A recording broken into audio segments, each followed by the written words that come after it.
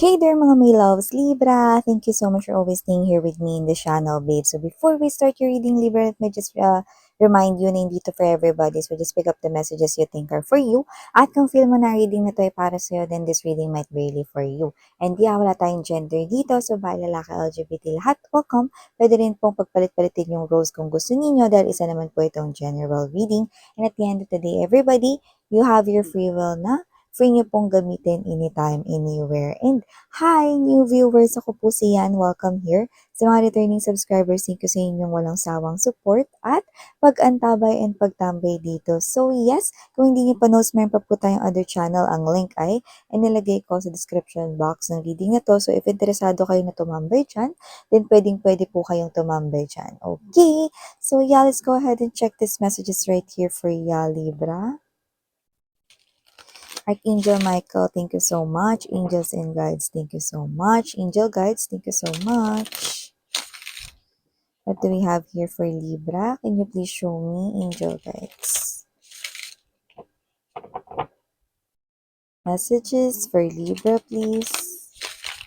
What does Libra needs to know? Can you please show me, Libra?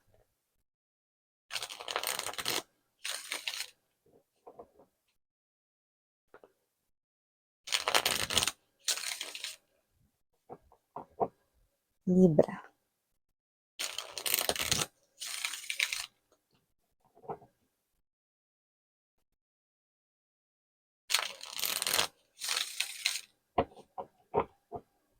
Okay, so let's go ahead and check these messages right here for ya, Libra. So you do have here, babe, the Artist of Records or the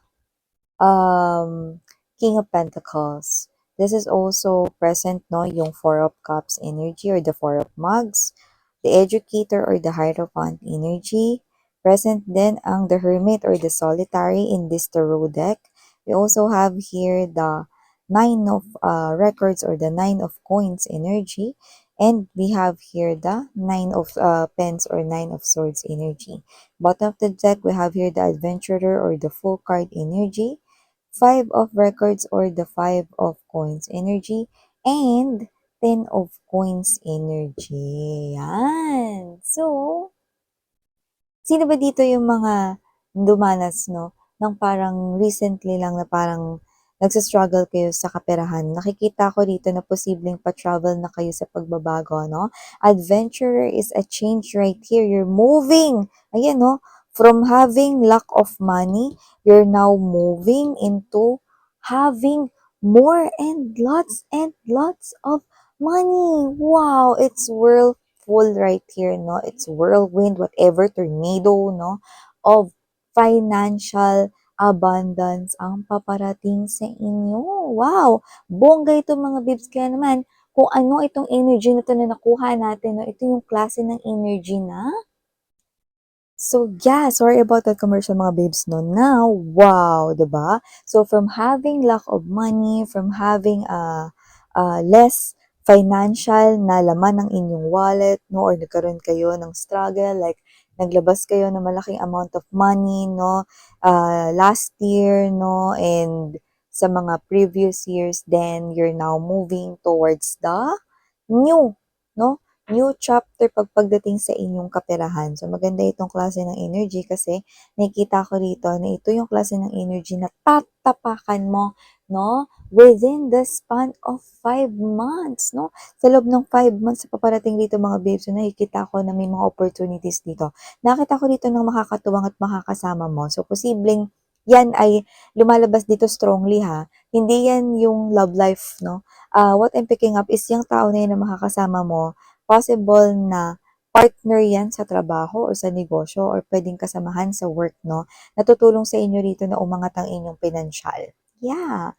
So, I do pick up someone here, no, na posibleng maging support mo and maging alliance mo, no, dito sa pag-improve ng kaperahan mo. At maganda tong improvement na to, no, dahil nakikita ko rito na magkakaroon ka ng mga investments like jewelries, no? Yan. So, nakikita ko dito na talagang ang kaperahan mo or ang energy ng kaperahan mo ay magbabago na Libra sa mga susunod na 5 buwan. Wow! So, maliban diyan nakita rin ako ng hindi makatulog dito 'no, dahil iniisip yung mga bata.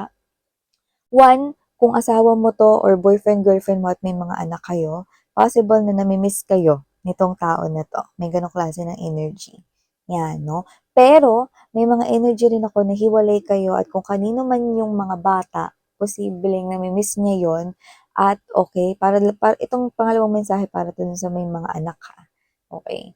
So at kung nami-miss niya kayo, I mean ang mga bata 'no, possible na hindi niya alam dito kung papaano sasabihin sa inyo kasi parang awkward yung feeling and at the same time, possible na hindi rin kayo okay 'no, like posibleng may grudge kayo or galit kayo 'no, puwedeng hindi grudge pero galit kayo or galit ka sa kanya, 'yan. So, nami-miss niya yung mga kids na gusto niya makausap, okey? Kung wala naman ditong batang involved 'no, at meron ditong someone na nag-iisip sa inyo, the educator is someone here 'no, na possible na ex mo yon na posibleng nakagawa ng kasalanan sa inyo at nare-realize niya na ito ngayon 'no, pero nahihiya na lumapit. Masakit yung ulo niya, hindi nakakatulog 'tong tao na 'to, kasi hindi niya alam kung ano yung solusyong gagawin niya. Okay, nagets niyo ba 'yan mga babes? So yun 'no, and 'yan, another message here for you Libra, nakita ko dito ng energy ha, ito 'no, may opportunity ditong paparating 'no, pero 'wag mong tatanggihan, 'yan 'no. 'Wag mong tatanggihan Libra kasi magdadala 'yan sa'yo ng recognition. You will benefit something here. So, pwede na rin natin 'tong i-connect dun 'no, kasi papunta ka na dun, eh. Isipin mo, 9 of coins energy ta's ito yung 10 of coins. So, ibig sabihin mga babes 'no, don't be picky, okay? Or know the background first 'no. So, maaaring baka kaya lumalabas dito na posibleng tanggihan mo ito kasi baka it sounds like maliit lang or parang wala masyadong changes sa kaperahan mo, pero 'wag 'no. Yun 'no, yun yung magiging parang, stepping stone mo dito para makarating ka dun 'no, sa 10 of coins energy, 'yan. So, nakikita ko mga babes 'no, na kung sakali mang matanggihan mo yun at malampasan ka, okey babalik yun sa'yo 'no, pero hindi ko alam kung may susunod pa na babalik ulit 'no. So, kunwari matanggihan mo yan dahil hindi mo alam na sounds like hindi maganda 'no, muling ma-offer yun sa'yo. 'Pag nangyari yun, grab mo na agad, okey? Matagal ba yung hihintayin ko miss yan? Hindi. Actually, sunuran lang yun, okey? So, yun ang nakikita ko rito. So, magandang opportunity yun. Kaya with the Hermit energy, pag-isipan mong mabuti. Okay? So, nakita ko dito ng energy kung kayo man ay in a relationship here with someone. Possible na mahilig kayo sa music or siya. Or pwedeng yung trabaho niya may kinalaman sa music or sounds. Pwedeng sa TV or radio industry siya. Pwedeng siya ito no, na disc jockey. Pwede rin, no? Or kung sino man ito, this person right here, wala namang kinalaman yung trabaho niya sa music. Baka siya yung klase ng energy na kasama niya na yung music 'no, sa kanyang everyday routine. Like, papasok sa work, uuwi sa bahay, okay, papasok sa school or whatever 'no, like since the day began 'no, nagustuhan niya na yung music 'no. I'm getting that Walkman days 'no, you know that Walkman 'no, it's like ano kasi 'no, parang yun yung noon 'no, 'yan nung mga panahon namin, yung Walkman yan yung tinatawag ngayon na, um iPad 'no, mga gano'n 'no. So, yung mga ganyan, okey, 'yan yung noon radyo-radyo lang 'yan 'no, lipat-lipat lang 'no, ng istasyon, okey, ta's yun lang yung pinapakinggan.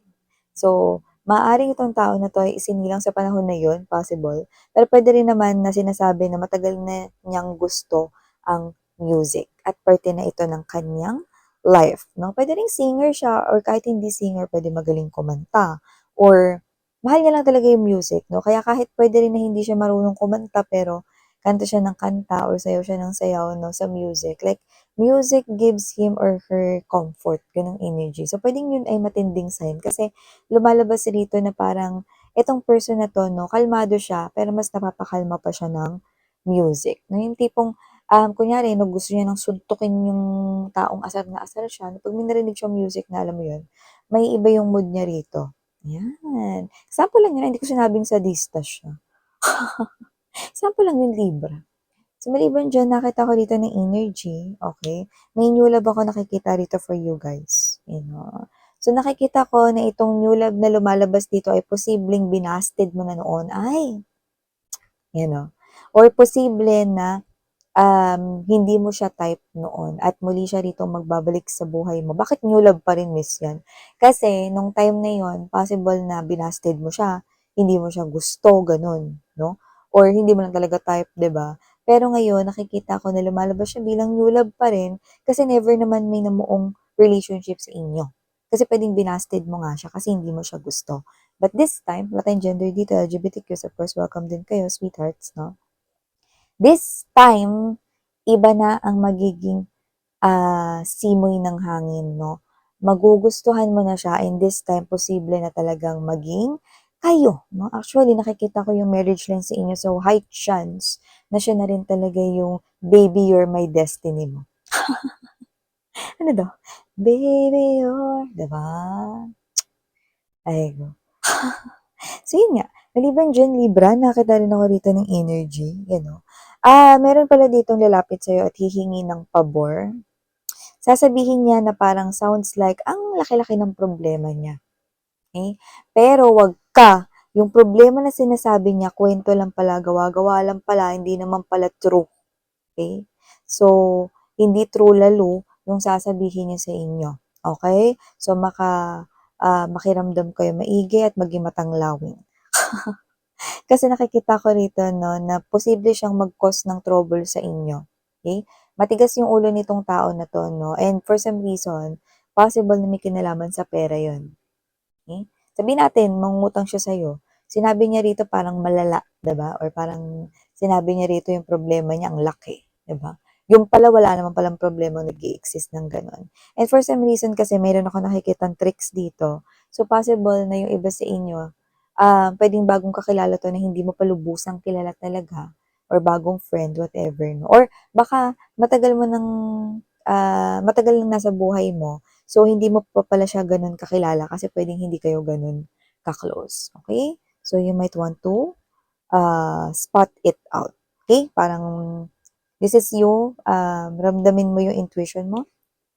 Use your intuition and I know you're generous and helpful pero dito sa taong ito kailangan mong pakiramdaman 'no, kung anong klase yung energy niya, okay? Kasi nakikita ko rito na this person will cause troublesome sa inyo or will be troublesome, I mean, sa inyo 'no, in the future. Okay?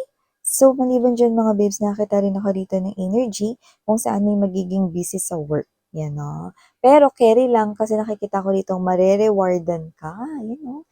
May reward na naghihintay sa'yo dito, Libra.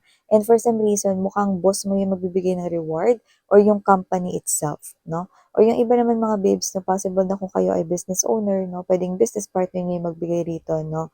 Ng credit or recognition sa inyo. Or mga people under you, staffs under you, or employees under you if you own sarili mong business. You know? So, nakita tayo ng recognition and at the same time, nakita rin tayo rito mga babes, no? Ng energy ng um, pagbibigay ng reward sa'yo, no? Because of your job well done or dahil dito sa trabahong ginagawa mo. Okay? So, maliban dyan, Libra, nakita din po ako dito ng energy na possible na ikaw mismo yung nakuha ko dito.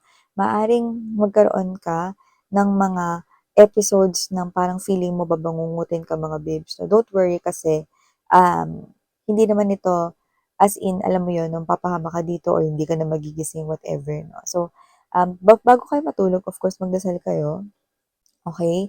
And I also want you to know na yung mga nightmares ay also signs na malapit na talagang magbago ang inyong life. Okay? Especially meron kayong 9 to the 10 of coins. Nakikita kong tumatawid na kayo mga babes. No? Hindi sa liwanag ha. Hindi tumatawid na kayo doon sa new chapter kung saan magkakaroon na kayo ng financial freedom or financial abundance. So, wow, claim these beautiful messages right here. Napakaganda ng mga mensahe nakikita ko for you guys. So, iwan ko sa inyo to. And again, I'm your Yana Uni. Sarang Heal. Love and light. Again, have a nice day. 안녕.